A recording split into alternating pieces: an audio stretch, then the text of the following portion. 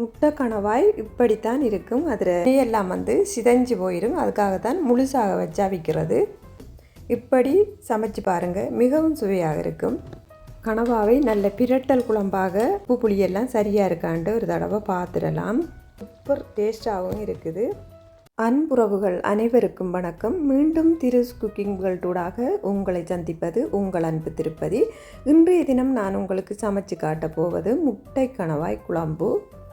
முட்டை கணவாவை க்ளீன் பண்ணும்போது முழுசாக வச்சு க்ளீன் பண்ணி எடுத்துக்கொள்ளுங்க. அதில் தலையை பிடுங்கிட்டு தோலையும் உரிச்சிட்டு அதுக்கு உள்ளே இருக்கிற ஓட்டையும் இழுத்துட்டு நல்ல வடிவாக கழுவி எடுத்துக்கொள்ளுங்க. முட்டை கணவாய் இப்படித்தான் இருக்கும். அதில் கூரான பகுதியில் நிறைய சினை இருக்கும். அதைத்தான் நாங்கள் முட்டை கணவாய் என்று கூறுவதுண்டு. இதை இப்படி முழுசாக வச்சு க்ளீன் பண்ணி எடுத்ததுக்கு பிறகு முழுசாகத்தான் அவிக்க போகிறேன். கணவா அவிக்கிற சட்டிக்குள் கணவாவை எடுத்துட்டு அதற்கு தேவையான அளவு உப்பு சேர்த்து கொள்ளுங்க. அதோட கொஞ்சம் மஞ்சள் பொடி சேர்த்து கொள்ளுங்க. இப்போ எல்லாத்தையும் சேர்த்து ஒரு தடவை நல்லா கிளறி விட்டு அவிய வைக்க போகிறேன்.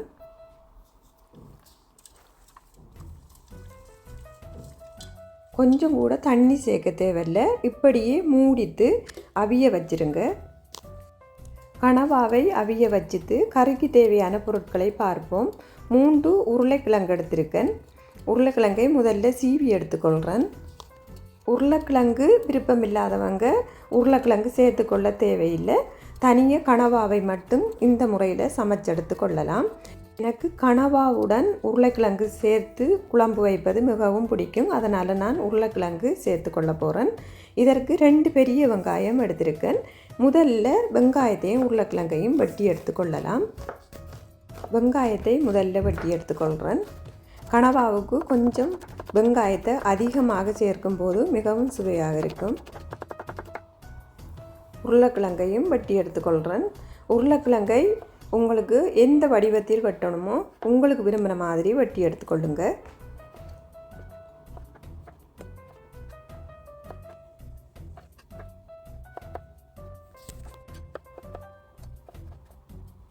உருளைக்கிழங்கையும் வெட்டி எடுத்துட்டேன். இனி ஒரு தக்காளி பழம் எடுத்திருக்கேன். இந்த தக்காளி பழத்தையும் வெட்டி எடுத்துக்கொள்ள போகிறேன்.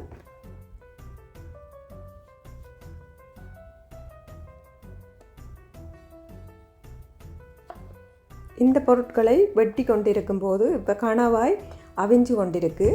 கணவாய் அவிஞ்சு நல்லா தண்ணீர் வற்றினதுக்கு பிறகுதான் கணவாவை இறக்கி எடுக்க வேணும். எல்லாத்தையும் வெட்டி எடுத்தாச்சு. இதோட பச்சை கறிவேப்பிலையும் எடுத்துக்கொள்ளுங்க. இப்போ பாருங்கள், கணவாய் நல்லா முழுசாகவே அவிஞ்சு கொண்டிருக்கு.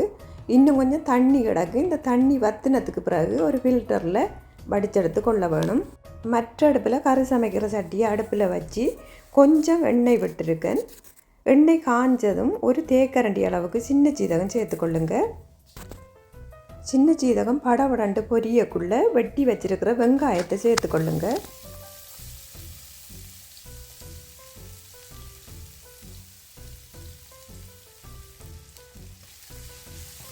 இலகுவான சூட்டில் வச்சு வெங்காயத்தை மெதுவாக வதக்குங்க.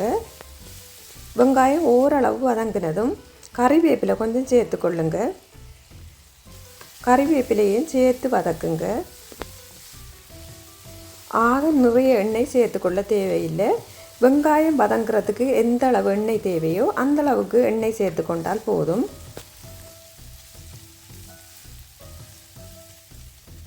வெங்காயம் ஓரளவு வதங்கி கொண்டிருக்கும் போது வெட்டி வச்சிருக்கிற தக்காளியை சேர்த்துக்கொள்ளுங்க.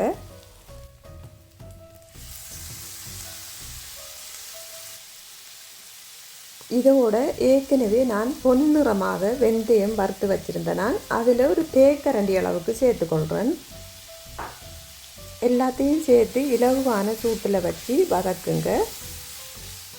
தக்காளியும் ஓரளவு வதங்கும் போது வெட்டி வச்சிருக்கிற உருளைக்கிழங்கையும் சேர்த்துக்கொள்ளுங்க. உருளைக்கிழங்கையும் சேர்த்து வதக்குங்க.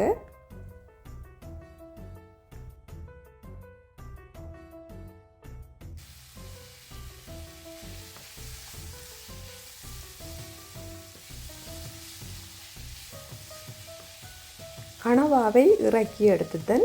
கனவாவை கொஞ்சம் ஆறுனதுக்கு பிறகு வெட்டி எடுக்க வேணும். அது வரைக்கும் கொஞ்ச நேரம் ஆறட்டும்.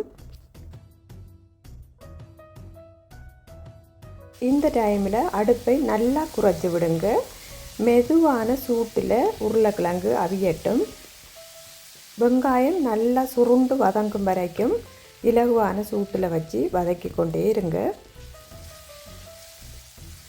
இப்படியே அடுப்பை குறைச்சிட்டு அடுப்பில் விடுங்க. அப்படி இல்லைன்னு சொன்னால் அடுப்பை ஓஃப் பண்ணி விட்டுட்டு கனவாவை வெட்டி எடுத்துக்கொள்ள வேணும். இந்த மாதிரி கனவாவை வெட்டி எடுத்துக்கொள்ளுங்க. முட்டை கனவாய் இப்படித்தான் இருக்கும். இதை நாங்கள் அவிக்க முதல் வெட்டி எடுத்தால் இந்த சினையெல்லாம் சிதைஞ்சு போயிடும். அதுக்காகத்தான் முழுசாக வச்சு அவிக்கிறது. இப்போ பாருங்கள், இது கறியுடன் சேர்த்து சமைக்கும்போது கரையாது, இப்படியே இருக்கும். நிறைய பேர் கழுவிட்டு அப்படியே வெட்டி எடுக்கிறது. வெட்டிட்டு சமைக்கும்போது அந்த சினையெல்லாம் சிதைஞ்சு போகும். இப்படி சமைச்சு பாருங்கள், மிகவும் சுவையாக இருக்கும்.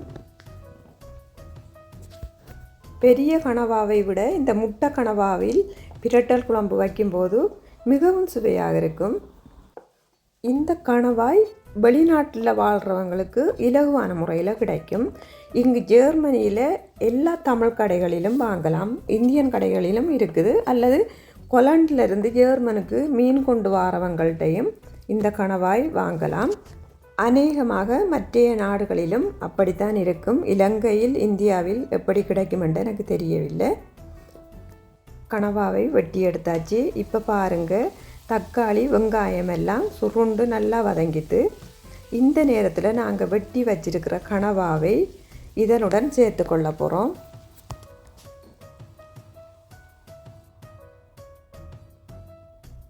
இப்போ எல்லாத்தையும் சேர்த்து ஒரு தடவை நல்லா கிளறி விடுங்க. அடிப்பிடிக்காத சட்டியாக எடுத்துக்கொள்ள வேணும் கறி சமைக்கும் போது.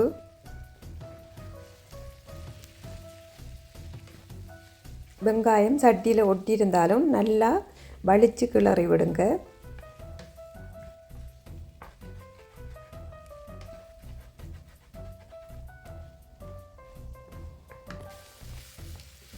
இந்த நேரத்தில் கறிக்கு தேவையான உப்பை சேர்த்துக்கொள்ள போகிறோம்.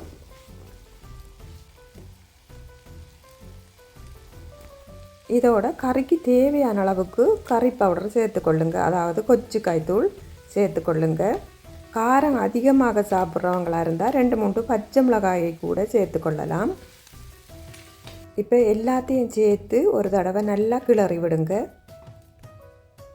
எல்லாத்தையும் சேர்த்து நல்லா கிளறி விடுங்க. கிளறி விட்டுட்டு குழம்புக்கு தேவையான அளவுக்கு தண்ணீர் சேர்த்துக்கொள்ளுங்க.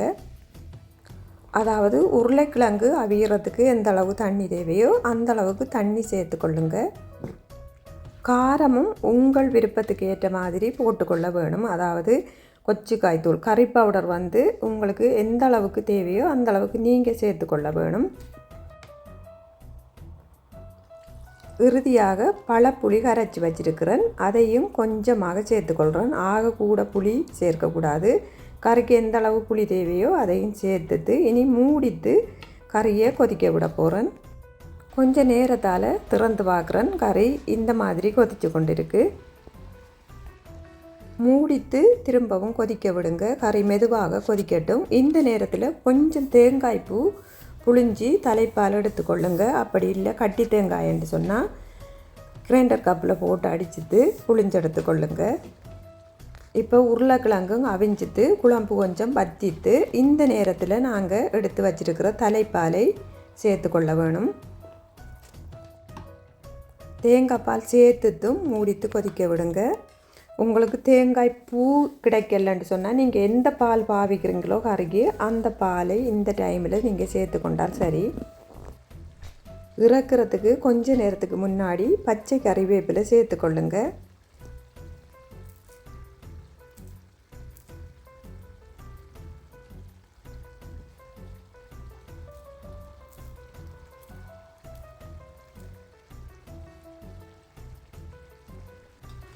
இப்போ திரும்பவும் கறியை நல்லா ஒரு தடவை கிளறி விட்டு உப்பு புளியெல்லாம் காணுமான்னு சொல்லி ஒரு தடவை பாருங்கள். கனவாவை நல்ல பிரட்டல் குழம்பாக பிரட்டி எடுக்கும்போது மிகவும் சுவையாக இருக்கும். இப்போ நல்லா குழம்பெல்லாம் வற்றிட்டு உப்பு புளியெல்லாம் சரியாக இருக்கான்ட்டு ஒரு தடவை பார்த்துடலாம். எல்லாம் அளவாக இருக்குது. உண்மையாக சூப்பர் டேஸ்டாகவும் இருக்குது. இனி இந்த அடுப்பிலிருந்து கறியை வந்து நாங்கள் மாற்றி எடுத்து கொள்ள வேணும்.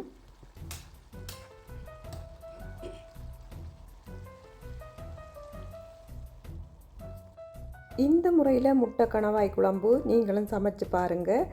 எப்படி இருந்தது என்பதை கமெண்ட்டில் சொல்லுங்கள். லைக் பண்ணுங்கள், ஷேர் பண்ணுங்கள், மறக்காமல் சேனலை சப்ஸ்கிரைப் பண்ணுங்கள். மீண்டும் இன்னும் ஒரு அருமையான சமையல் குறிப்புடன் உங்களை சந்திக்கும் வரை உங்களிடமிருந்து விடைபெற்று செல்வது உங்கள் அன்பு திருப்பதி. நன்றி, வணக்கம்.